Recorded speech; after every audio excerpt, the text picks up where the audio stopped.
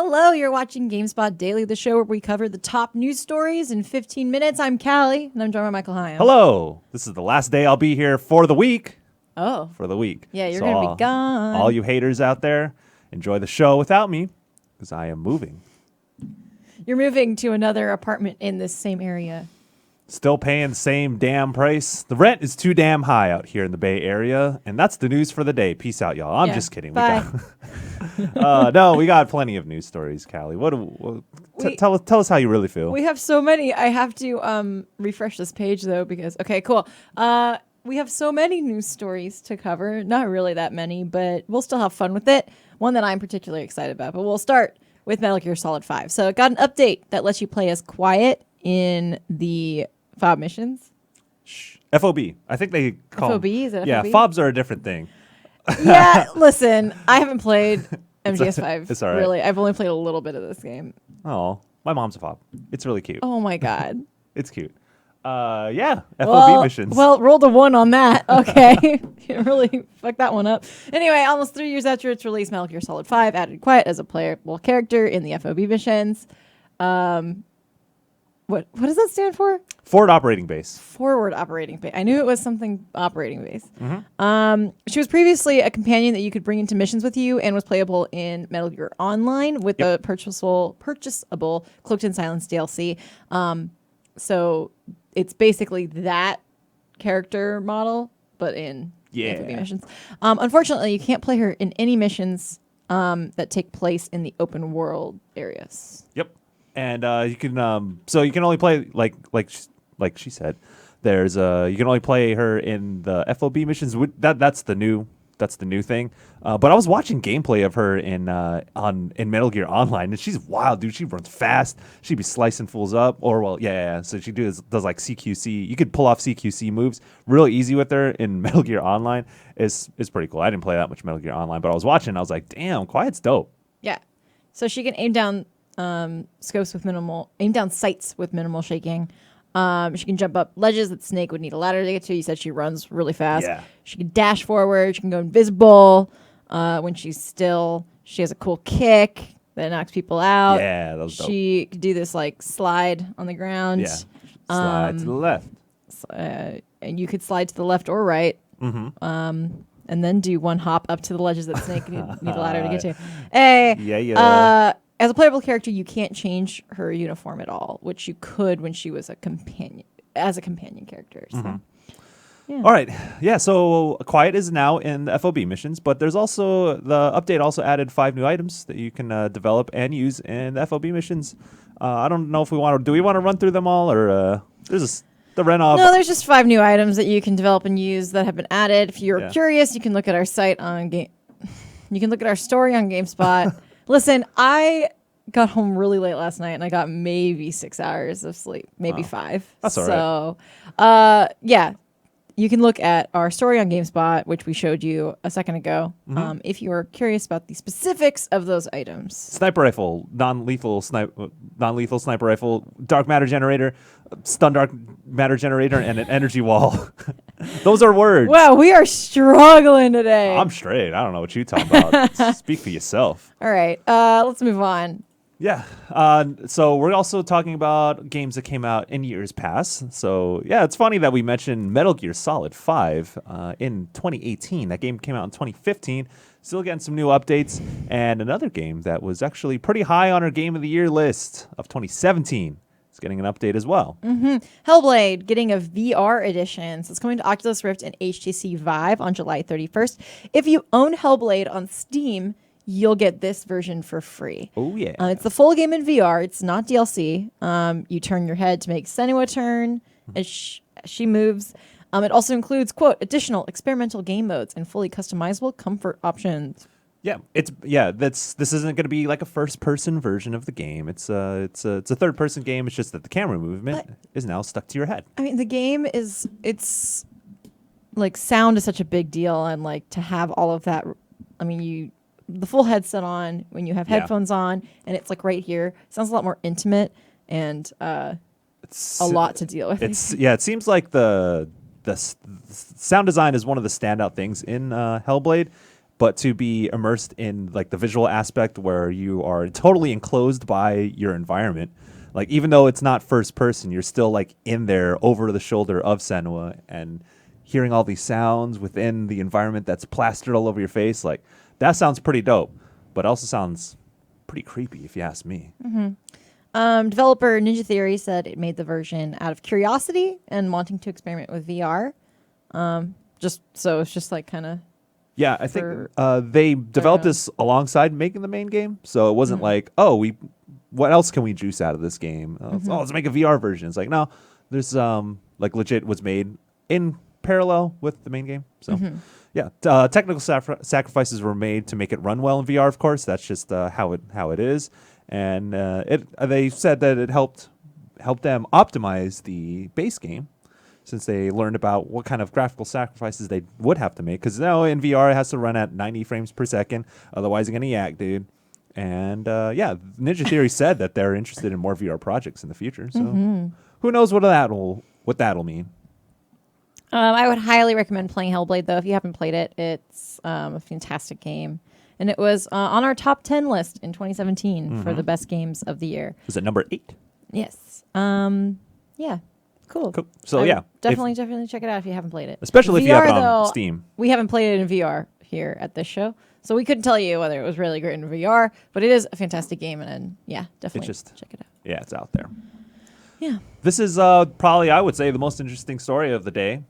And it's about the Xbox Adaptive Controller, but it's not necessarily about the controller itself. It's about the packaging. So even the Xbox One Adaptive Controller's packaging is accessible. We've talked about this briefly before, I think, because I am really into the Adaptive Controller. I think it's a really great idea and just a great example of, people really, companies listening to the demographic that they're trying to design for. I mean, this was a collaboration with, able gamers and, gamers of, with different backgrounds and different, abilities. So limited mobility. Yeah. So the controller was announced just before E3 this year. It is designed for those with limited mobility, who can't hold the controller for long periods of time or have trouble reaching triggers, stuff like that. Phil Spencer said, on our journey of inclusive design, we have taken a wider view of our fans and a more inclusive approach to designing for them. So they just released a new unboxing video, which I'll bring up now. This is very visually pleasing, so please watch this along with us. Have fun. Yeah. I watched this. I was like, watch it again. Yeah. It's so satisfying. It is to see it all unbox itself. So yeah, you can see all the accessible packaging there. There's a lot of easy ways to latch onto it, so you can pull the product out easily. So yeah, slide to the left. It's beautiful. Slide to the right. That actually works. From the blog post, the blog post about this says it's designed, quote, to enable gamers with limited dexterity who might be using just one hand or arm to easily open the box and remove the controller. So like you've seen in the video, it has, hinged openings, loops that you can grab, maybe if you don't have a lot of dexterity in your fingers, and stuff like that. So the main goal, though, was to not require people to use their teeth to open the box, because apparently that is very common. If you do have trouble with your hands, a lot of people have had to use their teeth to open packaging. And that was kind of like, and I didn't know that. Yeah, that was their bar to clear. Is like, as long as you don't have to use your teeth, this packaging is accessible for people. And it's like, that's, I don't know, along with the Xbox Adaptive Controller, and then thinking about the packaging, it's like, oh wow, there's like a lot of thought put into this product, and it's dope. It's dope to see Xbox and Microsoft go in on this and do something good for the community, because I know, like, able gamers, they do so much for the community, and to have this, like, I meant it's also usable on PC as well, since it's an Xbox controller. So it's just a lot of clever ways in which you can use different devices to use all your controls for video games. Yeah, I think it's really cool. There's like a bunch of different ports on the back. So if you have other attachments, like larger buttons or foot pedals or stuff like that, they're all compatible. They worked really hard to make sure it was compatible with those kinds of things, and also that the controller itself was affordable. So it's $99, and it'll be available starting in September, which a lot of accessories or peripherals that are designed to help people with limited mobility are a lot more cost prohibitive. So it's really cool. I did an interview during E3 for the adaptive controller, and I got to like hold it and check it out, and he kind of gave me a walkthrough of like how the rear ports work. There's like 17 or 19 or something. Yeah, they're all like 3.5 millimeter. Yeah. But I was really struck by how light the controller is, because it's large, it's pretty flat, and I was expecting it to be heavier than it was, and like they really seem to have thought of everything. Yep. So I think it's really awesome, and I know people who would really, it would help a lot. So yeah. Cool. Very cool. Yeah, that is on the horizon. You said September it's going to be released? Yeah, for $99 in the Microsoft Store. Cool. Good on you, Microsoft and Xbox brand. All right. Cool. All right, now's our sit back and relax segment for the day, right? Hello? What have you been watching? Oh, man. What have I been watching? Or playing or whatever. What have I you been been playing? doing? Since news was a little light today, we figured that we'd talk about some things that are going on in our life, like Shin Megami Tensei Liberation D2. I talked about it the other day, but I'm going to talk about it again. It's a gacha game. They got my ass, but I'm having a lot of fun with it. Even I haven't spent a dime on it. I don't think I will ever spend a dime on it, but I am in it for that dope combat and those cool character models and see where the story goes. Yeah, I've been playing that because I've also been playing Shin Megami Tensei Nocturne. Oh man, I mentioned that I've been moving out, so I moved my TV to the living room. I'm just like sitting on the carpet and I'm playing Shin Megami Tensei Nocturne. I'm playing a 2004 JRPG that came out on the PS2, and I'm swigging a bottle of Hennessy after my birthday playing this game. It was life is good. I'm very happy for you. Thank that you. sounds very good. I have been playing Octopath Traveler. Yeah. Which I don't really need to talk about because I think a lot of people have talked about Octopath Traveler. But I did watch the Netflix documentary The Staircase, which is about a murder trial where this guy, Michael Peterson, finds his wife dead or dying at the bottom of the stairs in their house, and he's charged with her murder. And the whole thing is like, could he have killed her? Like, could she have died from falling down the stairs is the main question.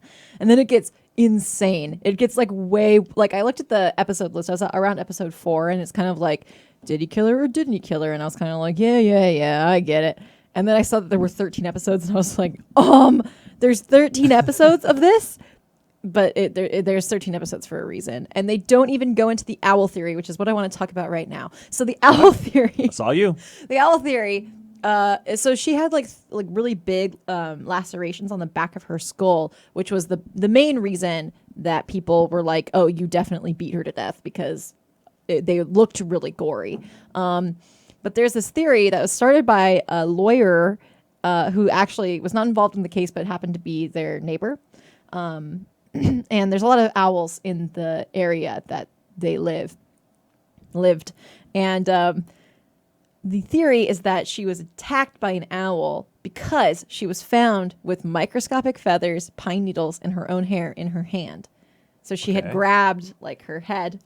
And then I read this ornithological like papers analysis of whether this was possible. And they were like, yeah, an owl totally could have run into her. The owl wouldn't have killed her, but it would have stunned her. And then she would have fallen down the stairs trying to get up because she was also drunk and on Valium.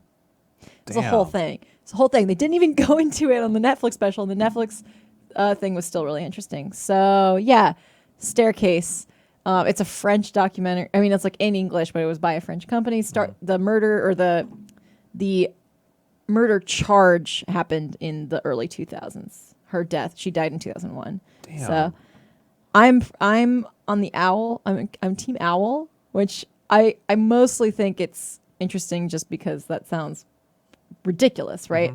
But I think that the thing about I would recommend the Netflix series because it goes into problems with the justice system and perjury and, conspiracies and stuff like that. So it's interesting whether or not you think that he did it. So Sounds like a sick David Cage game. And I take that back. actually, I feel like David Cage could have made the owl theory thing. Yeah. Yeah. You gotta find the origami killer. That's pretty good. Oh, speaking Anyway. of owls, the superb owl, talking about football. I played Madden NFL 19 at an EA Sports event. Oh. There are 2 other games I can't talk about quite yet, but I can talk about how I played Madden NFL 19. I played an hour of the new long shot mode, and it's something. Oh boy! If you're not familiar, it's a fictional story of a guy who wants to be an NFL quarterback, and it goes places. So keep an eye out for that. We have the video on our site. We have 35 minutes of long shot. If you're into football, if you're into throw around the pigskin, check that out. See what's up with Madden NFL 19, which is actually on the horizon. It's Madden season. Oh man, damn. Well, I think that's all we have for today. Thanks for sticking with us because, oh boy, We had fun. You know, it's Wednesday, my dudes, and it's Wednesday, right? Yeah, of course. Okay, Yeah, it is. That's where I'm at. I was gone. I was on a plane yesterday, so I'm Yep. just, Taking care of business. You're going on a plane tonight. We're just all over the place. So thank you for sticking with us. Thank you for being great. Oh, Michael. thank you. I'm gonna miss you tomorrow. Thank you to Matt Paget, Tony Wilson, and Ben Janka. Special mention for helping with our notes today. Oh yeah. Thank you, Ben. Thank you, Ben. And I think Ben's in the chat. Yeah, he is. Oh, of course he is. And thank you for watching Thank you for watching. again. And watch back here every day at 11 a.m. Pacific time. Callie and a special guest for tomorrow and Friday. We will see you then. Oh, yeah, I'm not going to be here Friday, so you get 2 special guests. Oh, on you get Friday. yeah. Ooh. Double the fun. Maybe All you right. get a double decker this week. Bye. No, he's not here Oh, either. damn it. He's not here either. Anyway, we got to go. Bye. Bye-bye.